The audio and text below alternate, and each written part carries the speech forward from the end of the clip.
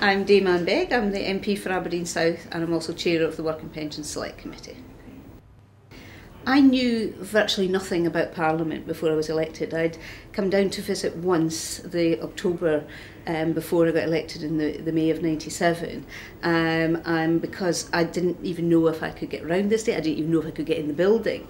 But I took the view that that wasn't my problem, that if I was duly elected as a Member of Parliament, then essentially the House authorities had a responsibility to make Parliament work for me as a duly elected member.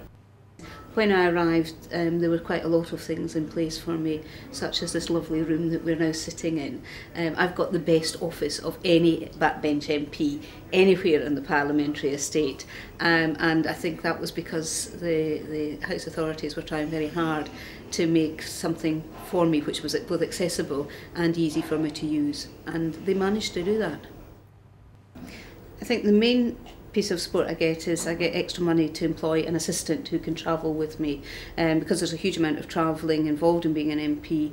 I have one assistant that travels from my constituency to London, and I have another assistant in the constituency who helps me get around when I'm there, and that's probably the most useful thing that I certainly get.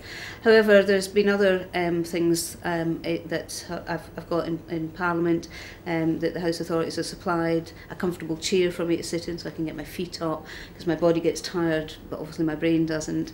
The electric wheelchair I'm sitting in, normally I only have a self-propel, but this electric wheelchair belongs to Parliament, and it stays here, and it's always there for me. I have to say I have absolutely loved being an MP. I didn't know if I would. My mother thought I might regret it because I love being a teacher. But it's been a wonderful experience, and I could only encourage anybody with a disability to try it. I think over the years I've been here, I've seen that some of the barriers have been removed. The public used to have to come up through St Stephen's entrance in the central lobby, up a lot of stairs. Now there's a Cromwell Green entrance which is wheelchair accessible. I've seen extra ramps have been put in. In fact, this place is amazing because I can think of one ramp that's gone in the last 5 years, and when you see it you would think it had always been there. It seems to fit in with the building. I think anybody who has an interest in politics, has a disability or whatever, should never be put off for standing for election. Remember, the responsibility isn't on the individual to make sure that the whole of the House of Commons works.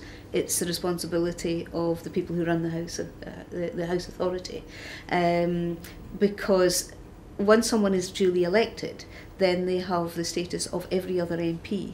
And therefore, if there are problems, those problems need to be solved.